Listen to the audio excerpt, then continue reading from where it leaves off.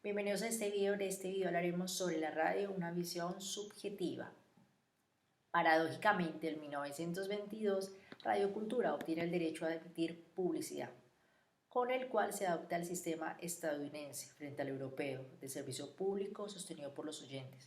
Analizando a la sociedad argentina, el pensador nacional Raúl Scalabrini Ortiz disparó sus dardos contra quienes manejarán la república para sus intereses de clases, lo que no se les legisla explícita y tácitamente a favor del débil, implícitamente queda a favor del poderoso.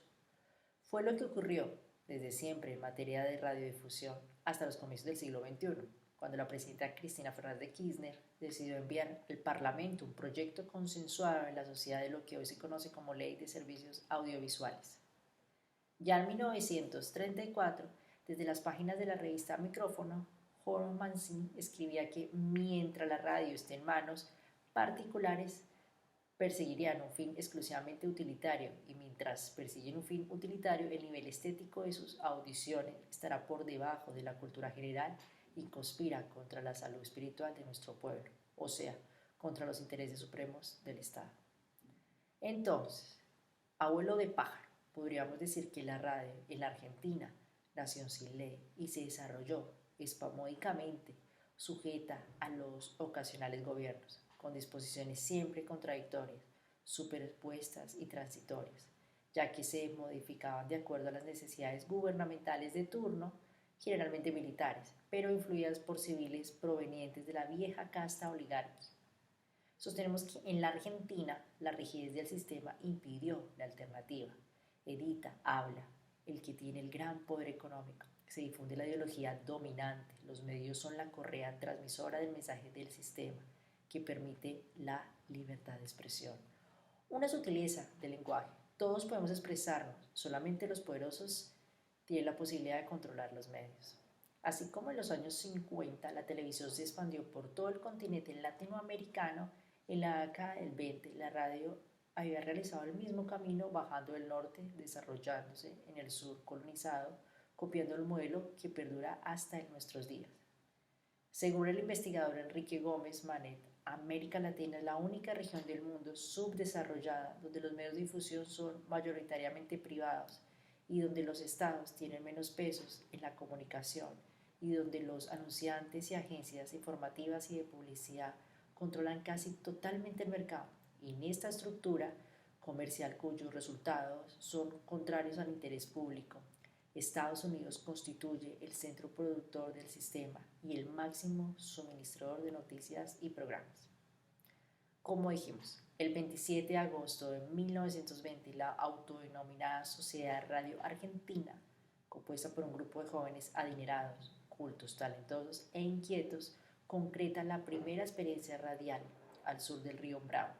La transmisión de la ópera parcial de Ricardo Warner desde el Teatro Coliseo de Buenos Aires constituyó un hito importante, pero a la vez demostró desde el poder, la improvisación y la falta de conocimiento en torno al nuevo fenómeno de difusión.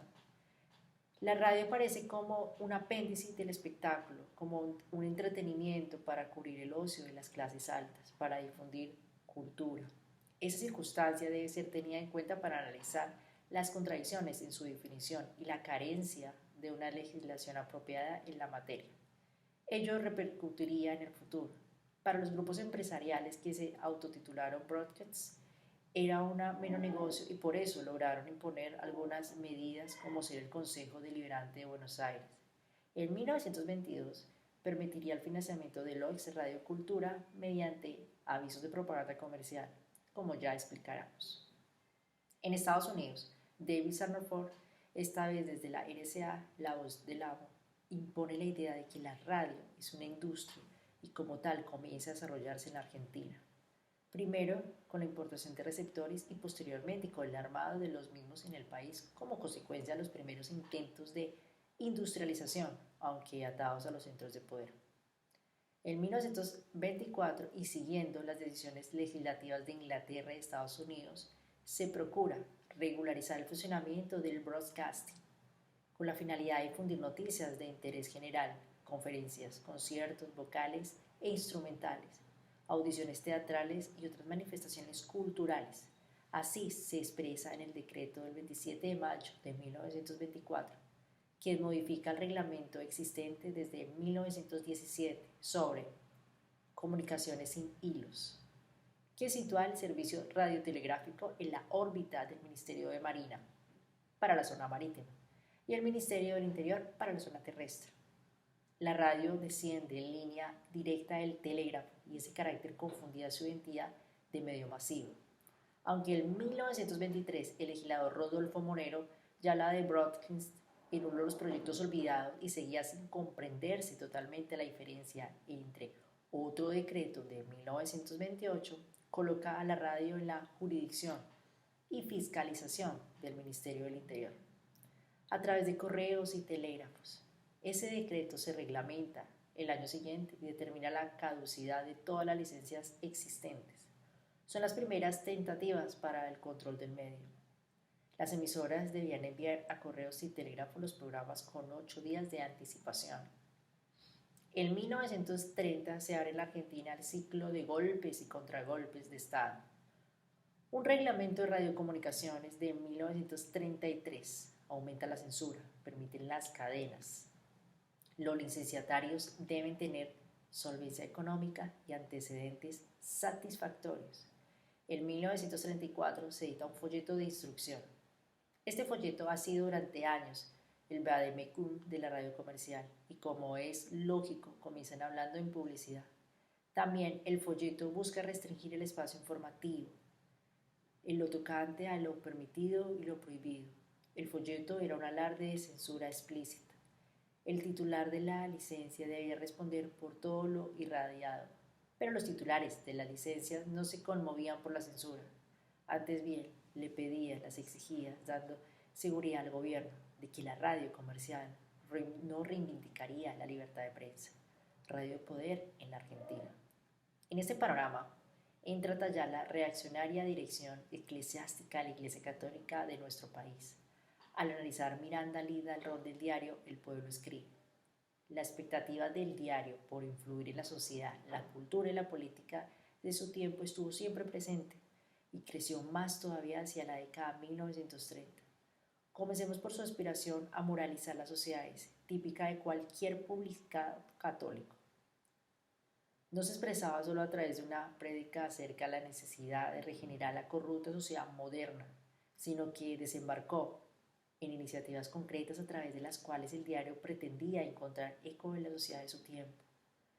Otro ejemplo en ese sentido se encuentra en su intervención moralizadora en torno a la cultura de masas. Diarios, revistas y libros populares estuvieron desde sus primeros momentos en la mira, pero fueron intervenciones en torno a la radio y el cine las que propiciaron mayor eco. El cine y la radio encarnaban la quinta esencia de la modernidad de los años 30. No es difícil imaginar que el catolicismo tuviera problemas para asimilarlos plenamente. Los sacerdotes pregonaban una moral pacada y se sublevaban contra las costumbres modernas. La Liga Patriótica, por su parte, solicitaría en reiteradas ocasiones a los poderes públicos que se implementarían explícitamente medidas de censura. El pueblo adoptó estrategias más hábiles que resultarían mucho más exitosas en la práctica. Incorporó injuriosas columnas de cine y de radio con comentarios sobre todas las novedades. No rechazó las más modernas expresiones de la cultura de masas, pero confiaba en poder influir sobre ellas al fin de prevenir sus excesos. La radio fue perseguida de cerca con recomendaciones cotidianas acerca de las audiciones más fiables, tanto desde un punto de vista moral como cultural, pero intervino sobre ellas. Era mucho más complejo en la práctica. Exigía políticas de Estado sobre las que el diario podía intentar presionar, pero no mucho más. Lo intentó en 1932, cuando hizo campañas para exigir que el gobierno prohibiera la transmisión de las carreras del hipódromo. Además, el pueblo editó folletos de publicación periódica, primero semestrales, luego trimestrales y por último mensuales, con el conjunto de las clasificaciones. La iniciativa fue bastante exitosa, tal como demostrar su repercusión en la sociedad a lo largo del tiempo.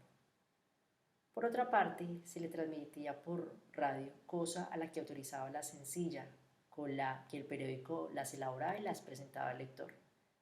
Radio Excelsior, que también solía transmitir los resultados del gran concurso de difusión junto con Radio Ultra, la reproducían con frecuencia. Gracias por ver el artículo, esperemos le haya sido útil, nos vemos en futuros videos.